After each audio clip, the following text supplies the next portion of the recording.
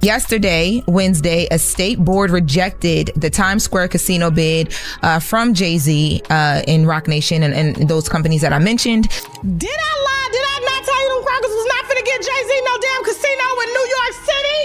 Did I not tell y'all that? This man done would have took a loan against his house because they wouldn't even give him a loan to go and put a bid in on the casino because he had the owner of Caesar's Palace and then he had an ex-federal informant and mob ties bitch down there trying to put a bid on a casino to bring into Broadway. And there's a theme in Queens, and I know Nas is a part of this. Queens get the money.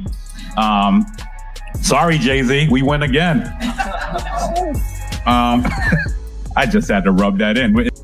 Jay-Z is fuming right now, and honestly, anybody in his shoes would be.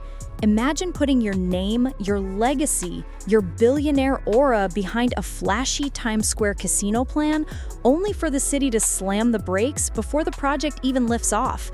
Then, just days later, Nas, yes, that Nas who once hit Jay with Ether, suddenly gets the full green light for his $5 billion Queens casino. The timing feels almost too perfect, like someone wrote the plot in advance.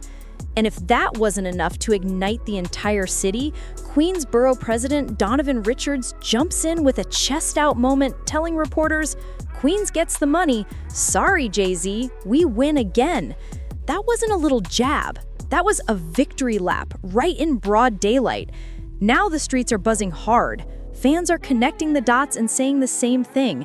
This doesn't feel like simple business. It feels like old wounds getting torn open again. Everyone remembers the Takeover versus Ether war, and the energy around this moment has people calling it a straight betrayal. Here's the play-by-play. Jay-Z had been backing a huge Caesar's Palace casino proposal meant for the middle of Times Square, a $1 billion move meant to transform Broadway into a new gambling hotspot. Jay hyped it like it was about to be New York's crown jewel. But the local community, they weren't buying it. Broadway League fired back, residents pushed hard, and the advisory committee ended the whole thing with a clean, "Nope, not here." Just like that, the Times Square takeover evaporated. And let's be real, Jay doesn't take public L's. His entire image is built on winning, strategizing, and staying untouchable.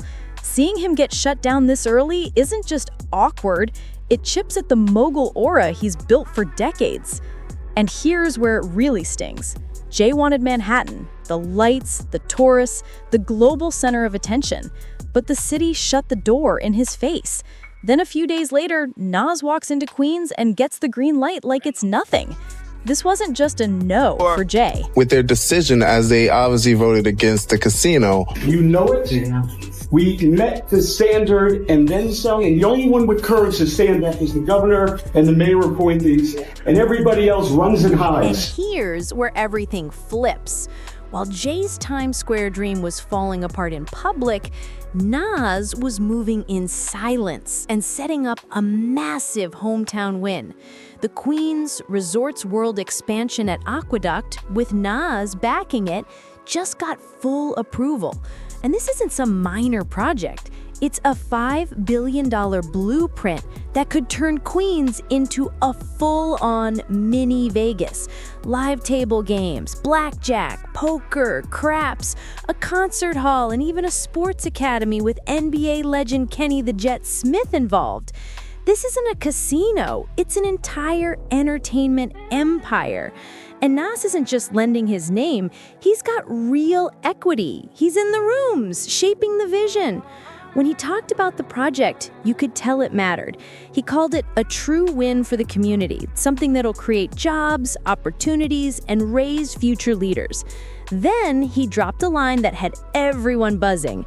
With this project, the world is ours. Future is not something you wait for, it's something you build. It lives in the hands of the doers. Resorts World is more than a casino. It's energy, it's opportunity, it's hope for the borough. It's where community gathers. This isn't just business, this is legacy. And now it's time to invest in us, because the future doesn't ask for permission, it moves with purpose. From our chairman to our newest employee, we're committed to Queens. And in Queens, the future is now.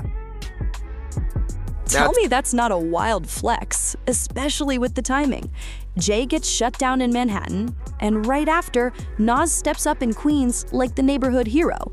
Fans online are already joking that Nas ethered him again, except this time with business moves instead of lyrics.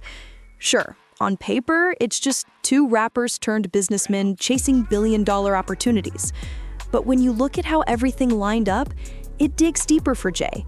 This isn't just losing a casino bid, it's losing to Nas, and that hits a different nerve. Jay built his whole persona on being the Brooklyn mastermind, the guy who beats the odds, outthinks the room, and turns hustle into empires. From Rockefeller to Roc Nation to billionaire status, he's always been the one who doesn't lose. But here's the twist. Nas has a long track record of showing up right when people think he's out of the picture, making Jay look less invincible than he wants to appear. Remember when Jay tried to clown Nas on Takeover, calling him irrelevant, and Nas answered with ether and flipped the entire culture in one blow? One move. What was your thoughts when you heard the song? This motherfucker, he's going crazy. This motherfucker going crazy. Oh, yo. This casino moment feels like deja vu. Jay builds a big Times Square vision, expects a huge win, and then boom, denied. Meanwhile, Nas rolls through Queens, the so-called underdog borough, and walks away with the major victory. To really get why this hits Jay so hard, you have to rewind to how their rivalry even started. It wasn't sparked by some massive scandal, it was something small but personal. Back in the mid-90s, Nas was already the golden child of New York rap. When he dropped Illmatic in '94, he instantly became the blueprint, the rapper everyone studied. Jay-Z, meanwhile, was still working for recognition. Reasonable Doubt came out in '96, legendary now, but it didn't dominate the charts at the time. Jay was still climbing. And that's when things got messy. Jay wanted Nas to appear in the Dead Presidents video, but Nas never showed, so Jay used his voice for the hook anyway, which added fuel to the fire later. Of how you made this beat. I was at one of those conventions, like a How Can I Be Down or something like that, and I think Nas' album had came out, and every car that was driving by was playing Whose World Is This, and I, and the pianos and the drums and the whole cadence of that record had me like, yo, this is amazing. I want to make a song like that. Jay didn't even ask. He just sampled Nas's voice and kept moving. Nas did not appreciate that at all. From there, quiet tension grew. Jay was climbing toward Nas's throne, and Nas saw him as the younger artist who needed to relax and stay in his lane. That vibe never really died. Over the years, Jay kept trying to outshine him, and Nas kept popping up at the exact right moment to remind Jay he's not untouchable. But the feud truly shifted after Biggie passed. When Biggie died in '97, the crown of New York suddenly became up for grabs. Subliminal lines turned into real competition. Jay saw himself as the next king. Consistent albums, major connections, and an empire forming brick by brick. Meanwhile, Nas still had the chosen one aura, but his next albums weren't hitting like Illmatic. People whispered he fell off, and Jay had no problem letting that narrative spread. Nas or Jay-Z? Nas. I'm gonna go with Jay. Some Queens gotta go Nas. Okay. I say Nas. Jay-Z or Nas? Jay-Z. You taking a shot already? Easy to me. Jay-Z. Nas all day. Let's go. Jay-Z. Nas. Damn. Jay-Z. Nas or Jay? On Where I'm From, Jay started dropping those slick subliminals, basically sliding himself into the next king of New York spot. Nas wasn't letting that slide at all. He clapped back with his own coded jabs, like on We Will Survive, where he implied Jay was trying way too hard to step into Biggie's shoes. And the fans, they devoured every second of it. Suddenly, the entire city was split down the middle, Brooklyn versus Queens, Jay versus Nas, the polished hustler turned mogul versus the street poet from the projects. At that point, it wasn't just music anymore, it became a battle for who really carried New York's legacy on their back. And, like I mentioned earlier, everything finally erupted in 2001 with two tracks that permanently changed hip-hop, Jay stopped with the subtlety and dropped Takeover at Summer Jam, calling Nas out publicly.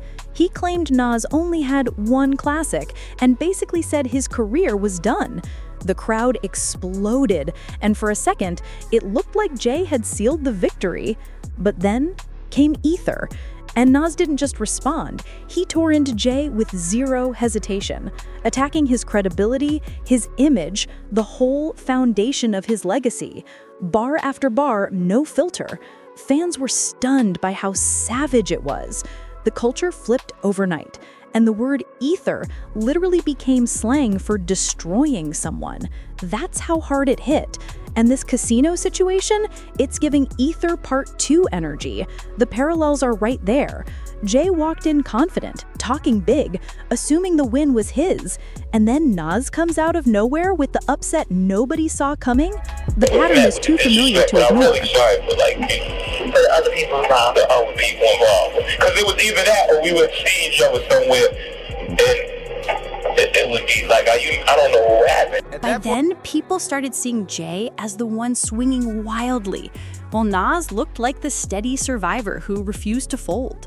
And honestly, that shift is the reason their rivalry never truly faded. Every time Jay tried to shut Nas down, Nas managed to flip the script and make Jay look out of touch. But here's the twist. As nasty as it got, the beef didn't last forever. A few years later, they pulled off one of the most unexpected moments the culture had ever seen. After years of jabs, insults, and some of the harshest diss tracks ever recorded, Jay and Nas actually made peace. And they didn't do it behind the scenes or in some quiet boardroom. They did it in front of the entire world.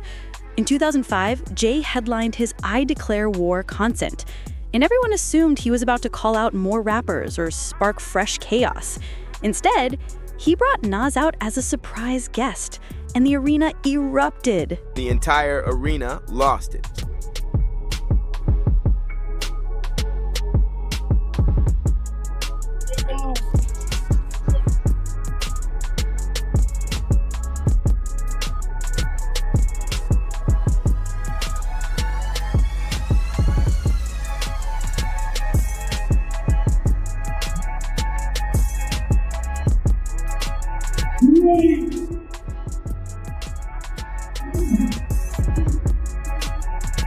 The crowd lost its mind.